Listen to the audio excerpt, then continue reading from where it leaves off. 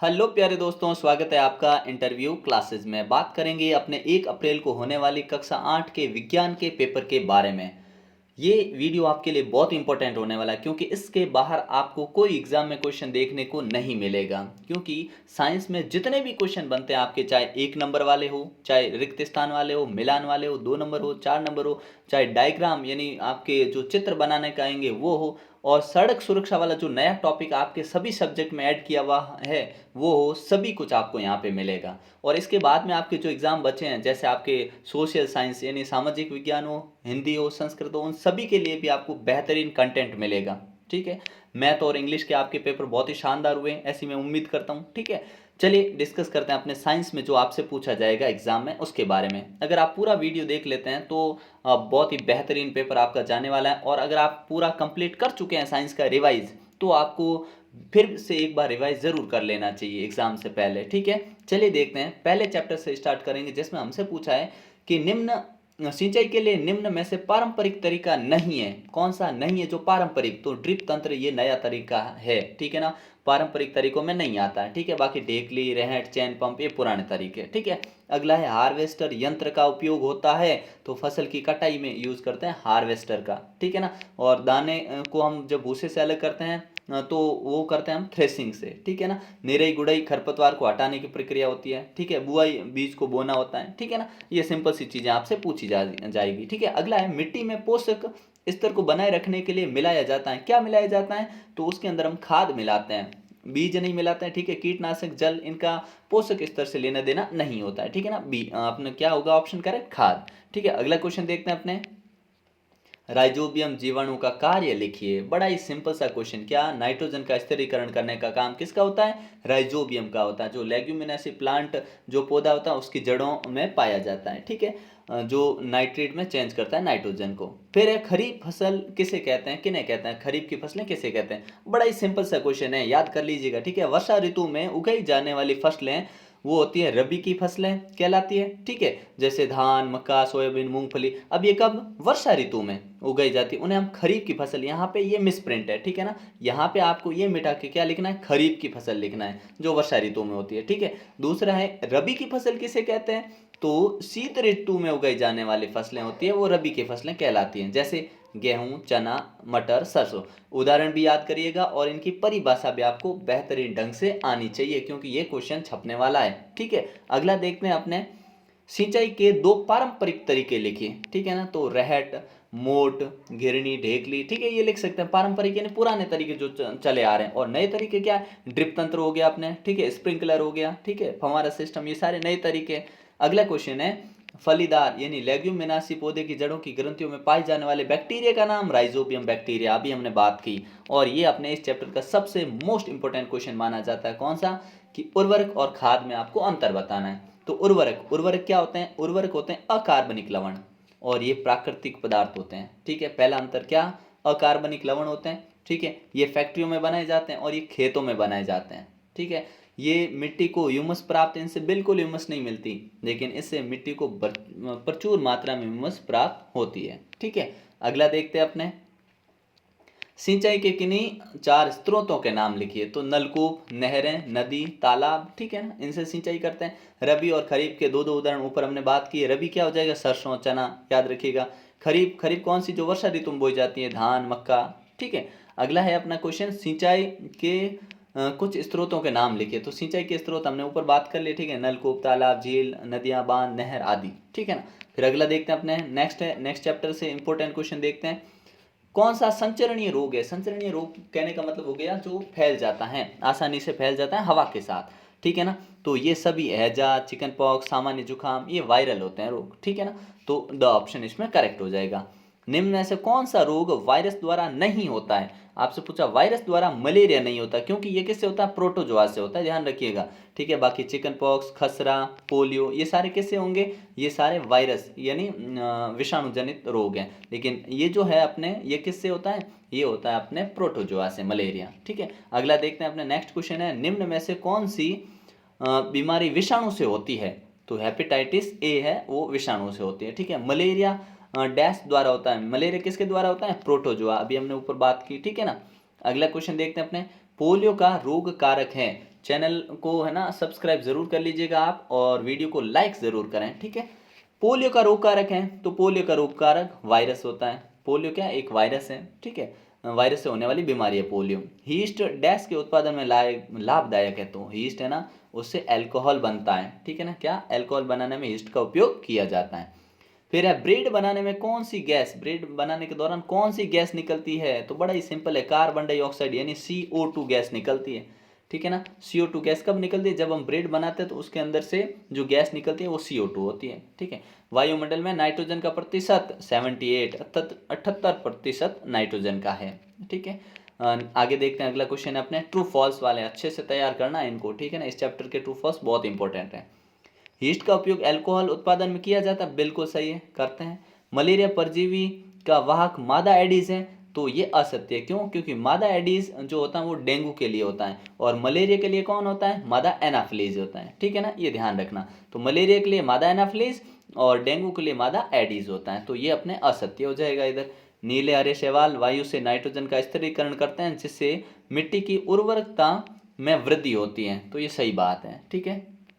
Nitrogen का स्थिरीकरण होगा, नीले हरे सवाल करते हैं, ठीक है ना, जिससे क्या होगा, उर्वरक क्षमता है वो बढ़ जाएगी। फिर है हैजा व सर्दी जुकाम संचरणीय रोग नहीं है, तो ये असत्य है, ये संचरणीय रोग ही है, ठीक है ना। इन्होंने बोला कि नहीं है, तो ये गलत लिखा हुआ है, इसलिए हमने बोल दिया असत्य। लैक्टोबैसिलस नामक जीवाणु दूध को दही में परिवर्तित कर देता है, बिल्कुल सही बात है, ठीक है। सवाल ऐसे भी आ सकता है, दूध को दही में बदलने वाले जीवाणु का नाम बताइए, तो लैक्टोबैसिलस। स्टेप्टोमाइसिन एक खाद्य परिरक्षक है, नहीं, असत्य, ठीक है ना, ये खाद्य परिरक्षक नहीं है, ठीक है। अगला है लुई पास्चर ने चेचक के टीके की खोज की, असत्य, लुई पास्चर ने चेचक के टीके की खोज नहीं की थी, ठीक है ना। तो आपको कमेंट सेक्शन में लिखना है कि चेचक के टीके की खोज किसने की थी, ठीक है। मादा एडिस मच्छर डेंगू के वायरस का वाहक होता है, बिल्कुल सही, अभी हमने बात की। अलेक्जेंडर फ्लेमिंग ने चेचक के टीके की खोज की, तो ये भी असत्य है, ठीक है ना। अलेक्जेंडर फ्लेमिंग ने किसकी की थी, पेनिसिलिन की थी, याद रखना, किसकी, अलेक्जेंडर फ्लेमिंग ने पेनिसिलिन, ठीक है ना। अगला देखते हैं क्वेश्चन, नेक्स्ट है, हमारे वायुमंडल में 78% ऑक्सीजन है, ऑक्सीजन नहीं है साहब, क्या है, नाइट्रोजन है। ऑक्सीजन तो है अपने लगभग 21%, ठीक है ना, और नाइट्रोजन जो है वो है अपने 78%, ठीक है ना। अगला क्वेश्चन देखते हैं अपने, चेचक के टीके की खोज, चलो ये आगे आ गया क्वेश्चन, कमेंट सेक्शन में आपने अभी लिखा नहीं होगा, है ना, एडवर्ड जेनर, ठीक है ना, 1798 में। वायुमंडल के मुख्य घटक का नाम बताइए, तो वो होता है अपने कौन, नाइट्रोजन, ठीक है। वायुमंडल में सबसे ज्यादा कौन है, तो नाइट्रोजन है। मनुष्य में वायरस द्वारा होने वाले रोगों के नाम लिखिए, वायरस से चिकन पॉक्स और पोलियो होता है, ठीक है। फिर पूछा प्रोटोजोआ द्वारा होने वाले दो रोगों के नाम, प्रोटोजोआ से मलेरिया और अतिसार, दस्त लगना और मलेरिया होता है, ठीक है। खाद्य परिरक्षकों के नाम बताइए, तो साधारण नमक में रखते हैं कुछ चीज़ों को, कुछ को चीनी में रखते हैं, ये सामान्य जो खाद्य परिरक्षक के रूप में जाने जाते हैं, ठीक है।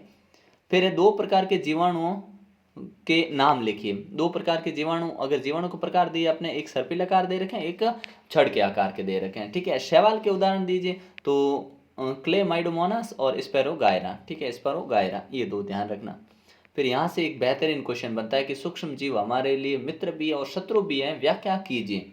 तो देखिए, हमारे लिए सूक्ष्म जीव है ना वो मित्र हैं, उनसे लाभ है, कैसे लाभ है, देखो, दूध को दही बनाने में मदद करते हैं, लैक्टोबैसिलस बात की, चमड़े की सफाई करने में करते हैं, नाइट्रोजन का स्थिरीकरण और वातावरण में स्वतंत्र नाइट्रोजन को नाइट्रेट में बदलने के लिए जीवाणु जरूरी है, ठीक है, नीले हरे शैवाल, ठीक है ना।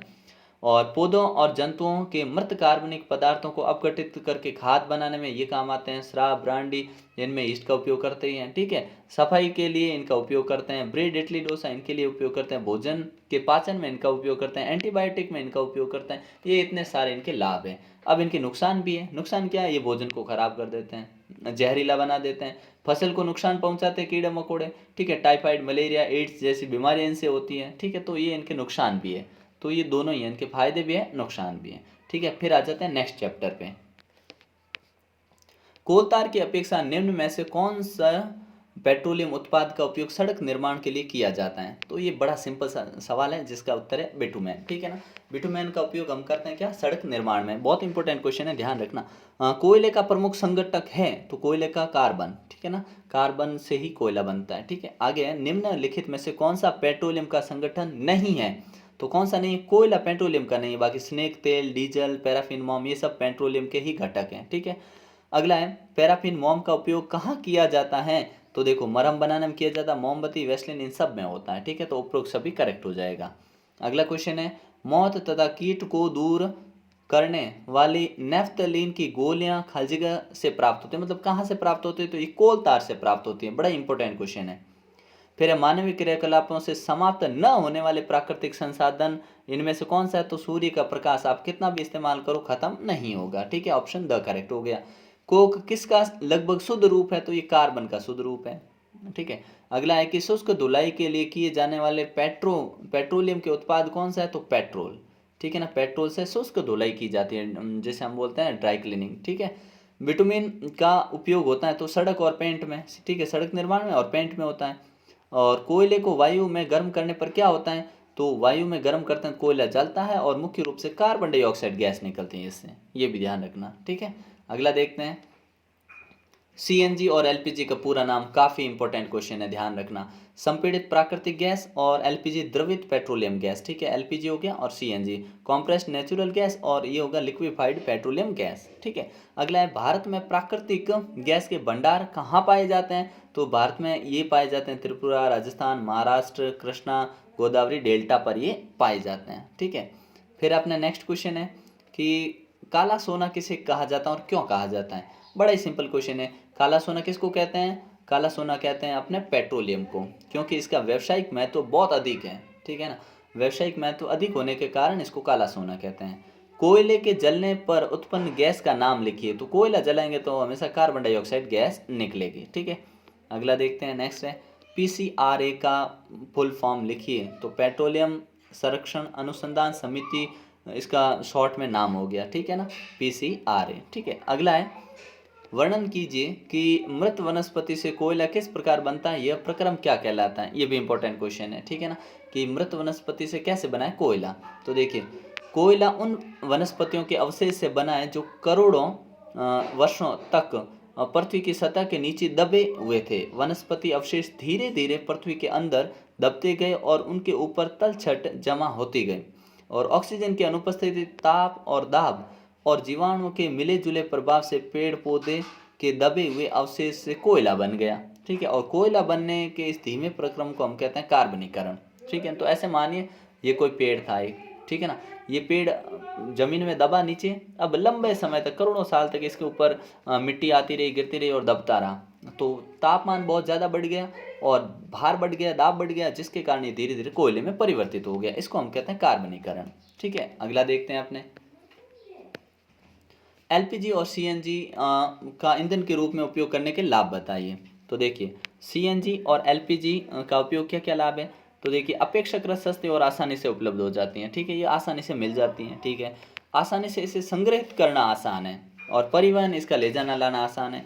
प्रदूषण इससे ना के बराबर होता है, और इसकी ज्वाला को नियंत्रित किया जा सकता है, और लगभग पूर्ण दहन होता है इसका। ठीक है, पीछे अवशेष नहीं छोड़ती है, घरों और कारखानों में सीधा जलाया जा सकता है। ठीक है, ये इसके फायदे हैं।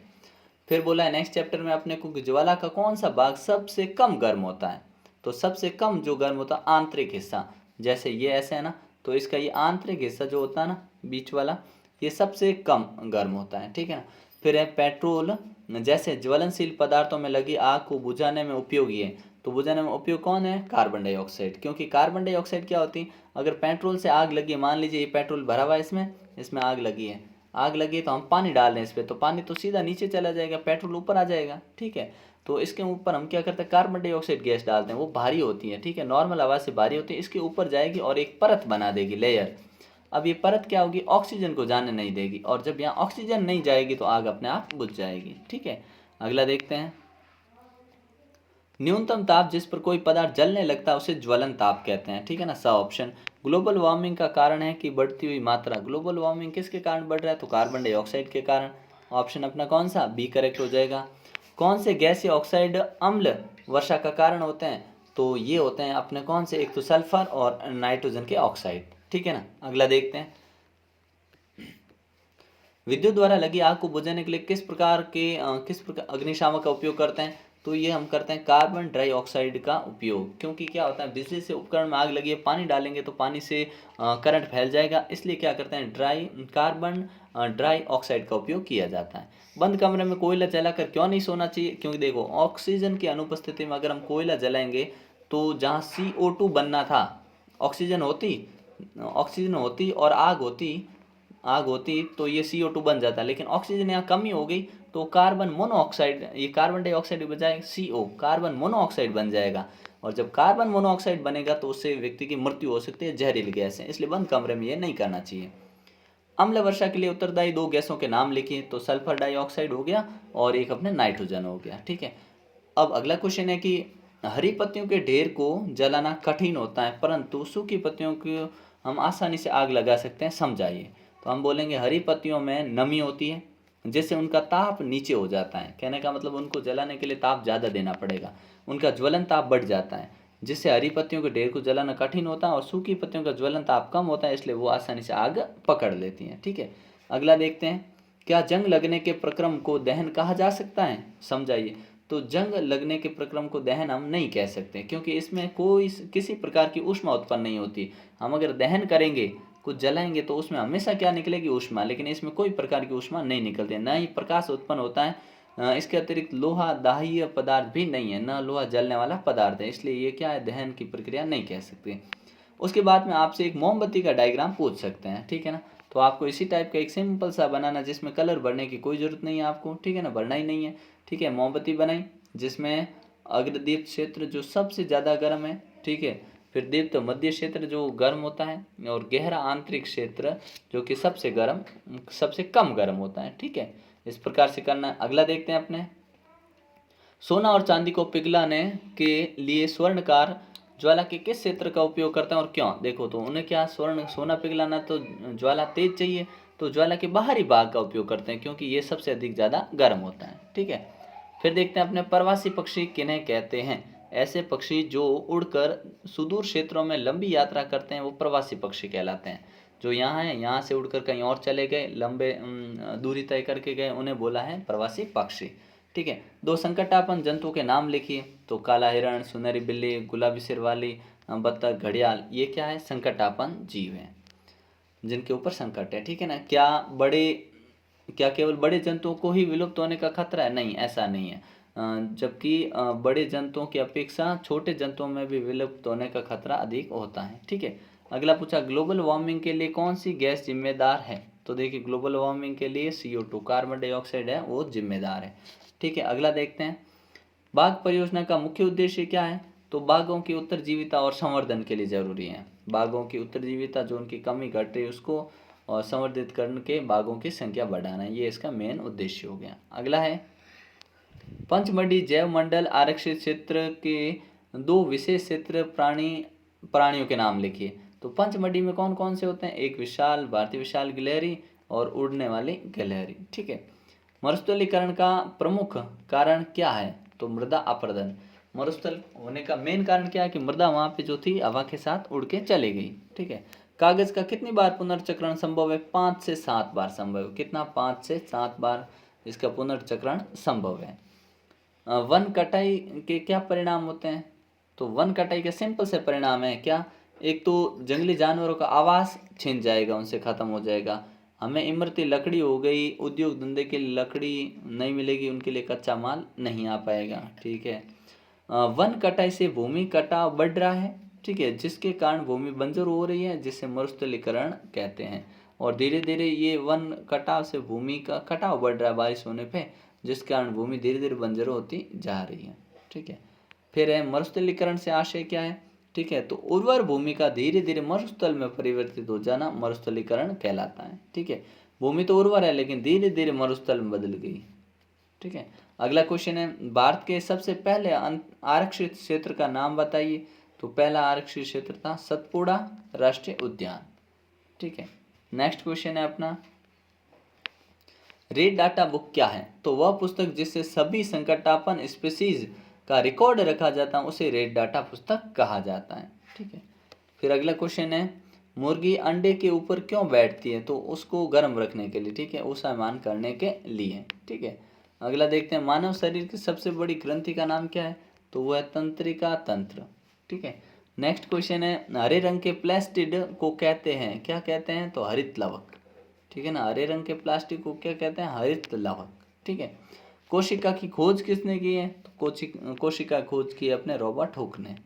ठीक है, रॉबर्ट हुक। अगला देखो, डैश में बाह्य निषेचन होता है। बाह्य निषेचन किस में होता है? मुर्गी में नहीं होता, मनुष्य, गाय में नहीं होता, मेंढक। ठीक है ना, ऑप्शन हो जाएगा मेंढक। अगला है, स्त्रियों में प्रति मास दोनों अंडाशय में से एक अंडाशय अंडाणु का निर्मोचन करता है। तो समझाइए क्या हुआ कि प्रति मास 2 अंडों में से ना अंडाशय अंडाणु को निर्मोचित करता है। कितने अंडे? 1 अंडा। ठीक है ना, ऑप्शन ए करेक्ट हो जाएगा, 1 अंडा। अगला है, मनुष्य का नर युग्मक कहलाता है। तो नर युग्मक शुक्राणु कहलाता है, और मादा युग्मक होता है उसे हम अंडाणु कहते हैं। ठीक है, नेक्स्ट क्वेश्चन देखते हैं,